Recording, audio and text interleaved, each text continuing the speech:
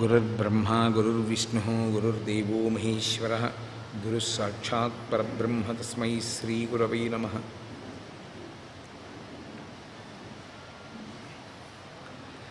व्यासाय विष्णुरूपाय व्यासरूपाय विष्णवे नमो वै ब्रह्मनिधये वासिष्ठाय नमो नमः।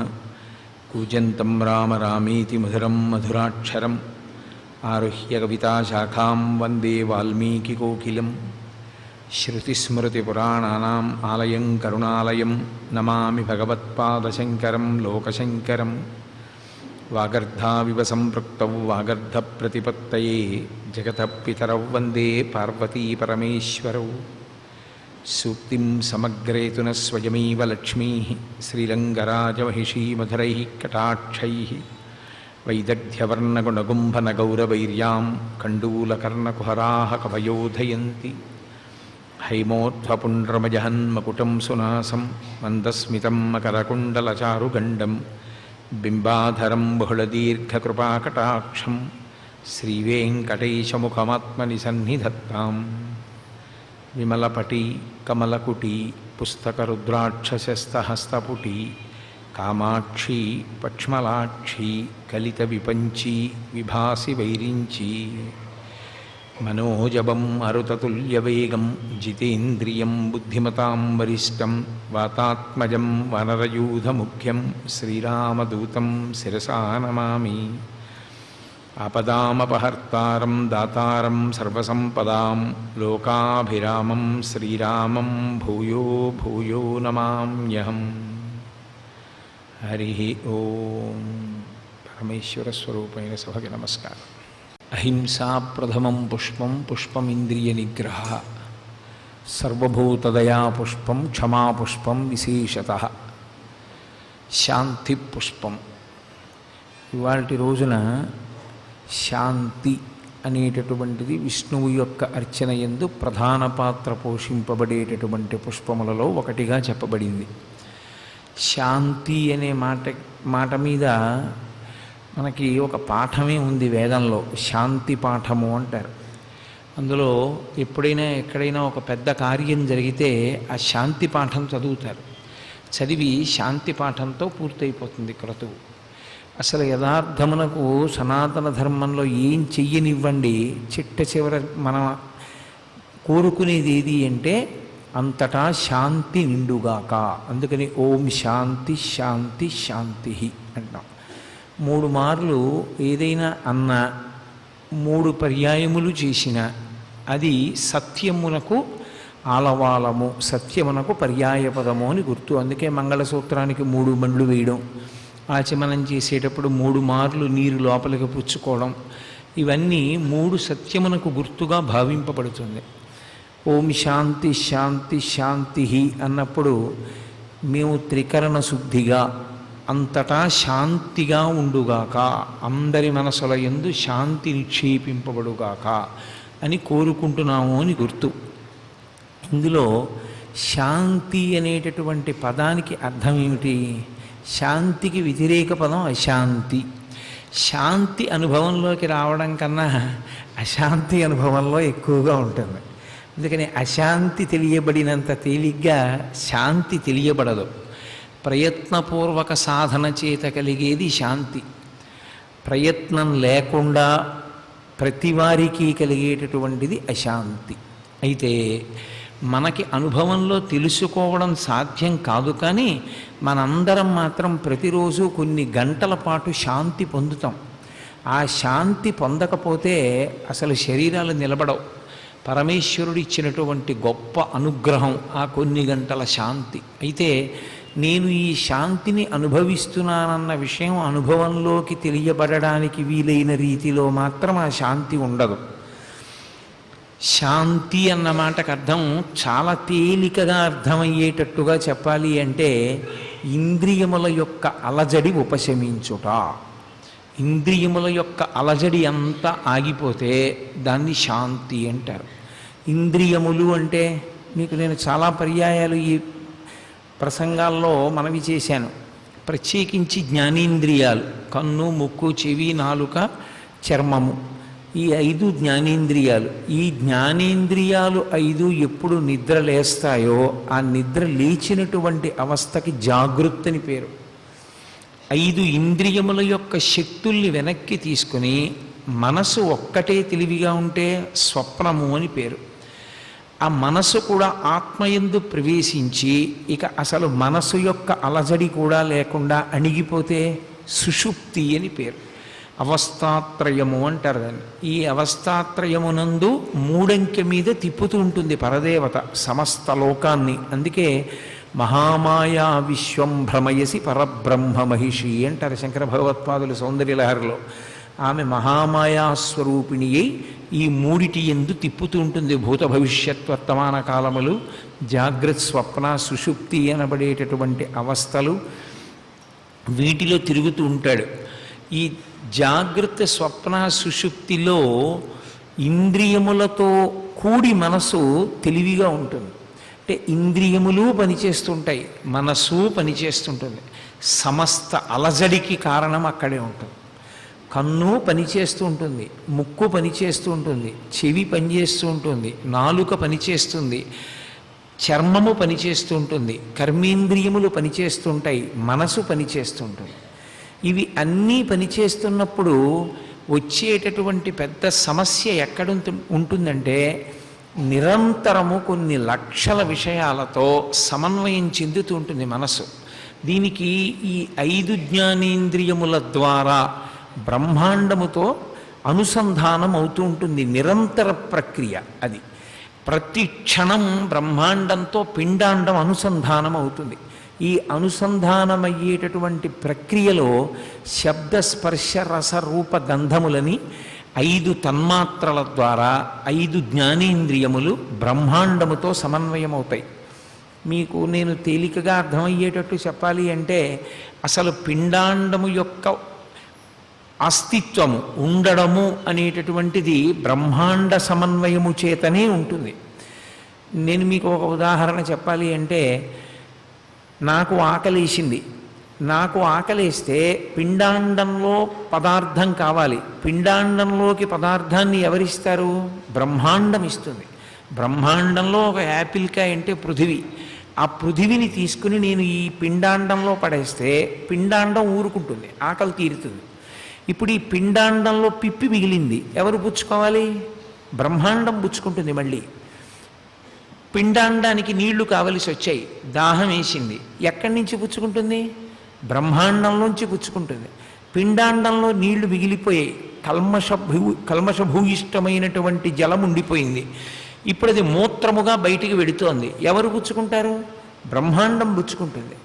పిండాండానికి గాలి కావాలి, ఎవరిస్తారు? బ్రహ్మాండంలోంచి పుచ్చుకుంటుంది. దీని లోపలికి వెళ్ళాక మలినమైపోతుంది గాలి. ఈ మలినమైపోయిన గాలిని మళ్ళీ ఎవరు పుచ్చుకుంటారు? బ్రహ్మాండం పుచ్చుకుంటుంది. ఈ సమన్వయం ఉంటుంది. బ్రహ్మాండ పిండాండముల మధ్యగా జరిగేటటువంటి సమన్వయమునకు వేదాంతమునందు బ్రతికి ఉండుట అని పేరు. బ్రతికి ఉన్నాడు, భవతి ఉన్నాడు అని దేని చేత పిలుస్తారంటే వేదాంతంలో బ్రహ్మాండ పిండాండ సమన్వయం నడుస్తున్నంతసేపు ఉన్నాడు. ఇందులో బ్రహ్మాండ పిండాండ సమన్వయం ఆగిపోతోందనుకోండి, ప్రమాదం వైపుగా వెళ్ళిపోతున్నాడని గుర్తు. తిన్న పదార్థం త్వరగా జీర్ణం అవ్వలేదు, అంత పెద్ద ఇబ్బంది కాదు. లేకపోతే తిన్న పదార్థం బయటికి వచ్చేసింది, అంత అకస్మాత్ ప్రమాదం కాదు. అసలు నీళ్లు లోపలికి వెళ్ళినవి ఉండట్లేదు, బయటికి వస్తున్నాయి, ఇంకొంచెం ప్రమాదం. గాలి లోపలికి వెళ్ళటం లేదు, లేదా లోపలి గాలి బయటికి రావట్లేదు, అసలు ఇక చెప్పక్కర్లేదు, అంత ప్రమాదం. అందుకే ఈ పిండాండము ఉండడం అన్నది దేని మీద ఆధారపడింది అంటే బ్రహ్మాండముతో సమన్వయం అవడంలో ఆధారపడి ఉంటుంది. అయితే ఇంద్రియముల యొక్క సమన్వయం బ్రహ్మాండంతో ఎలా ఉంటుంది అంటే మనస్సు మీదకి ఉంటుంది దాని యొక్క శక్తి. కన్ను చూస్తూ ఉంటుంది, అనేక విషయాల్ని చూస్తుంది. దాని ధర్మమే చూడడం. కంటి యొక్క ప్రధాన ధర్మము చూచుట. అందుకే సంస్కృతంలో కంటికి పేరు నయనము. నయనము అంటే నాయక, నయనము దగ్గరి పేర్లు. నాయక ఇంద్రియములనన్నింటినీ కూడా అది నాయకత్వం వహించి ముందుకు నడిపిస్తుంది. ముందు కంటి చూపు చేత ఆకర్షింపబడతాడు. ఎక్కడో ఏదో చూస్తాడు, ఆగుతుంది మనస్సు. ఇది బాగుంది అంటుంది. ఇది బాగుంది అనగానే మనస్సుకుండే లక్షణం ఏమిటంటే అది నాదికైతే బాగుండు, నేను దాన్ని అనుభవిస్తే బాగుండు అంటుంది. అది తీరిందనుకోండి అలజడే. వేదాంత శాస్త్రంలో అసలు మనసు యొక్క శక్తి చాలా ఖర్చు అయ్యేది ఎప్పుడు అంటే మీరు ఏదైనా వస్తువుని అనుభవించడం ప్రమాదం. అనుభవించకపోవడం కన్నా అనుభవించడమే ప్రమాదం కింద చెప్తారు. ఎందుకో తెలుసా? మీరు ఏదైనా వస్తువుని అనుభవించారనుకోండి, వెంటనే దాని రుచిని తెలుసుకుంటుంది మనసు. రుచి అంటే సంస్కృతంలో రుచి అంటే తెలుగులో రుచిలాగా ఏదో తినబడే వస్తువు అని మీరు అనుకోకూడదు. దానిని అనుభవించినప్పుడు ఎలా ఉంటుంది అన్న అనుభవాన్ని గుర్తించడానికి రుచి అని పేరు. అది తినే పదార్థమే అయ్యి ఉండక్కర్లేదు, ఏదో పులిహారో చక్కెర పొంగలో అయ్యి ఉండక్కర్లా. ఈ ఏసీ వేస్తే ఎలా ఉంటుంది అన్నది నాకు తెలియదు. నేను పుట్టగానే ఏసీలో పుట్టలేదు, నేను పుట్టగానే ఏసీలో పెరగలేదు. మా ఇంట్లో ఏసీ లేదు నా చిన్నతనంలో. నేను కొంత పెద్దవాడిని అయిన తర్వాత ఎండ మొదట అనుభవించాను. ఎండ ఇలా ఉంటుందని. తర్వాత విసినికర్ర, తర్వాత ఫ్యాను. ఒకనాడు నేను ఏసీలోకి వెళ్ళాను. ఏ కారణానికి వెళ్ళానో వెళ్ళినప్పుడు ఏసీ ఇలా ఉంటుంది అన్న రుచిని మరిగింది మనసు. వాసనగా మారుస్తుంది. వాసన అంటే ఇది ఇలా ఉంటుందని గుర్తుపెట్టుకుంటుంది. దానికి ఉండే లక్షణం అది వెంటనే జ్ఞాపకాన్ని ఉంచుకుంటుంది. అందుకే మనసు ఎక్కడుంటుంది అని మీరు అడిగారనుకోండి, వైద్యశాస్త్ర పరిభాషలో చెప్పినట్టుగా చూపించలేనివి వేదాంతమునందుండేటటువంటివి రెండు: మనసు, బుద్ధి, చిత్తము, అహంకారము. ఈ నాలుగిటినీ కలిపి ఒక వ్యవస్థగా, నాడీమండలాన్ని ఒక వ్యవస్థగా చెప్పినప్పుడు నాడులు వైద్యశాస్త్ర పరిభాషలో చూపించబడేవి కావు. సూర్యనాడి, చంద్రనాడి, లేకపోతే ఇడా, పింగళ, సుషుమ్న ఇవి వైద్యశాస్త్ర పరిభాష చేత చూపించబడేవి కావు. ఇప్పుడు నా ముక్కు లోపల ఎక్కడో కొన్ని కాయలు ఉన్నాయనుకోండి, డాక్టర్ గారు నేను వెళ్ళినప్పుడు ముక్కులోకి ఒక గొట్టం లాంటిది పెట్టి అక్కడ ఉన్న తెర మీద ఆ కాయలని చూపిస్తారు. నా కంఠం ఏమైనా పాడైందనుకోండి, ఆ కంఠంలోకి ఒక గొట్టం లాంటిది పెట్టి నా కంఠం ఎందుకు పాడైందో చూపిస్తారు. నేను ఒకసారి ఒక ప్రాంతానికి ఉపన్యాసాలకు వెడితే వాళ్ళు నాకు అక్కడ ఒక వంట చేసి పెట్టారు. అదేం ప్రారంభం, అదేం వంటో నాకు అర్థం కాదు. వారం రోజుల్లో నా కంఠం ఎంత పోయిందంటే ఇంక అసలు నా నోట మాట రాలా, పూర్తిగా పోయింది. ఎన్నాళ్ళకి రాదు. 3 రోజులు అయిపోయింది, 4 రోజులు అయిపోయింది, 5 రోజులు అయిపోయింది. డాక్టర్ జిఎస్ఎన్ మూర్తి గారిని ఊళ్ళోనే ఉన్నారు, ఈఎన్టీ స్పెషలిస్ట్. వారి దగ్గరికి వెడితే వారు ఒక గొట్టం లాంటిది ఒకటి నా నోట్లో పెట్టి చూడండి కోటేశ్వరారని చూపించారు. చూస్తే నాకు అర్థమైంది ఏమిటంటే అదంతా లోపల ఏదో గబ్బు పట్టేసినట్టుగా అయిపోయి ఎర్ర చింత నిప్పులు అయిపోయి ఉన్నాయి. మీకు పెట్టకూడని నూనె పెట్టారు, ఆ నూనెతో వండడం వల్ల మీ కంఠం అలా అయిపోయింది. ఎక్కడ పడితే అక్కడ మీరు ఇక భోజనం చేయకండి అని ఆయన సలహా ఇచ్చారు. ఆనాటి నుంచి ఈనాటి వరకు నేను ఎక్కడ పడితే అక్కడ భోజనం చేయడం అనే సాహసం చేయలేదు ఇంకా. ఎందుకంటే ఒకటే ఉపన్యాసాలు చెప్పుకోవాలని కోరిక కాదు, నేను పరమేశ్వరుణ్ణి సేవించుకోవడానికి నాకున్న పెద్ద సాధనం అదే.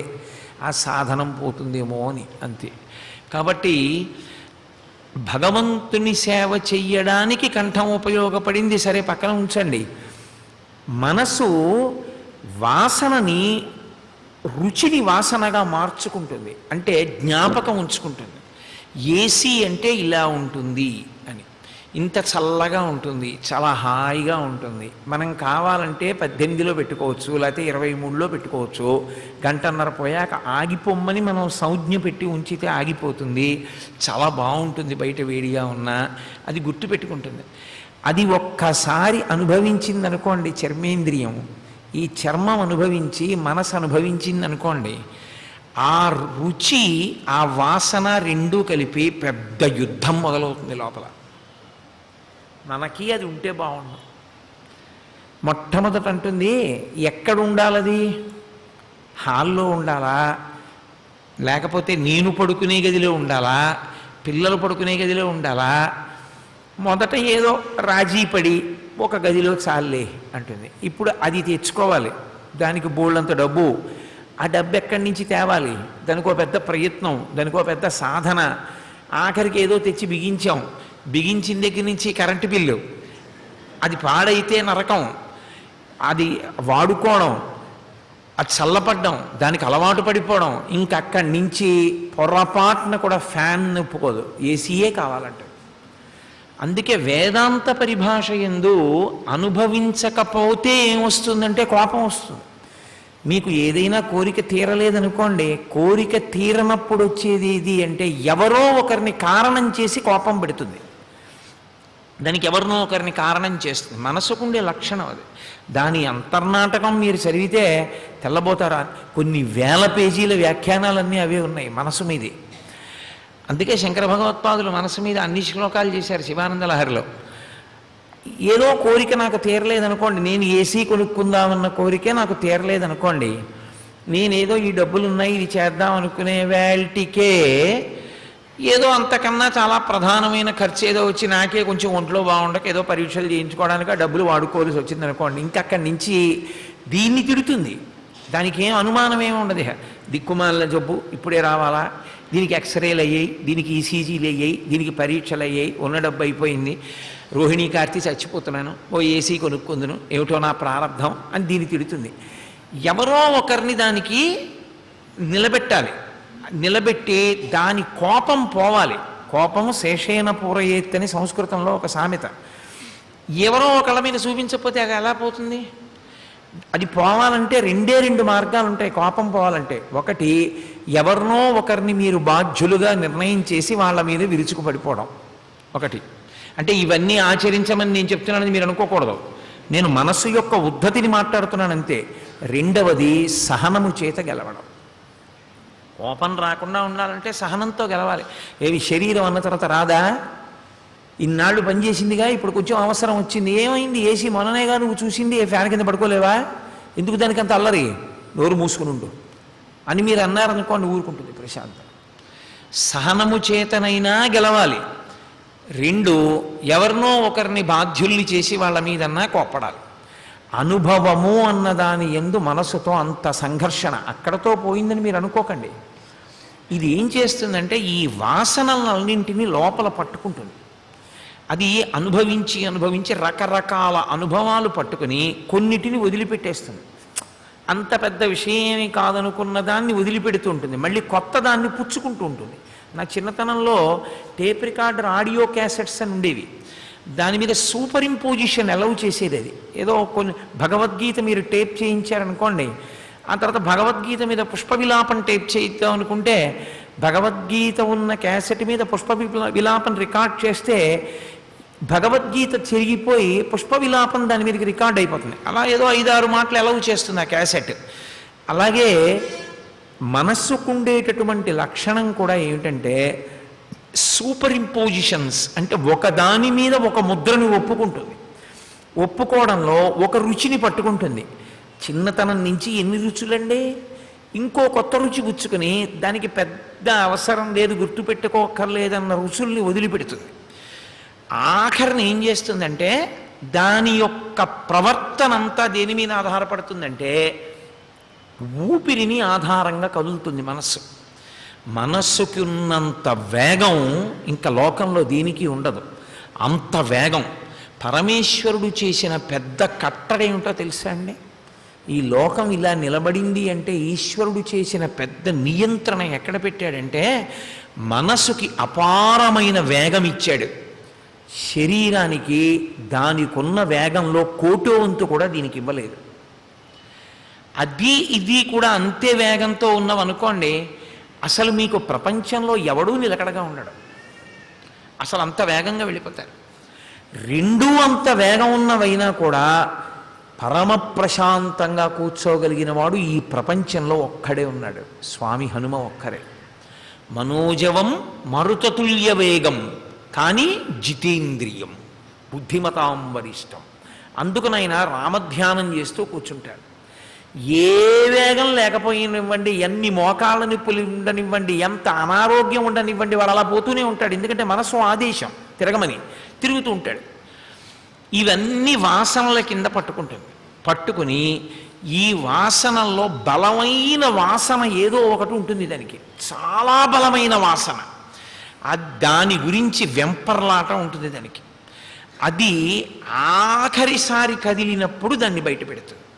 ఆఖరిసారి కదలడం ఇప్పుడు ఆఖరి ఊపిరిలో మనసు ఆఖరి స్మరణ బలమైన వాసన ఏదో దాన్ని పట్టుకుంటుంది. ఉదాహరణకి నాకు నా భార్య అంటే చాలా విపరీతమైనటువంటి ప్రేమ అనుకోండి. శాస్త్రంలోని దోషమా అంటే దోషమేం కాదు, కానీ నా గురువు కన్నా పరమేశ్వరుడి కన్నా నా భార్య మాత్రం పెద్దది కాకూడదు.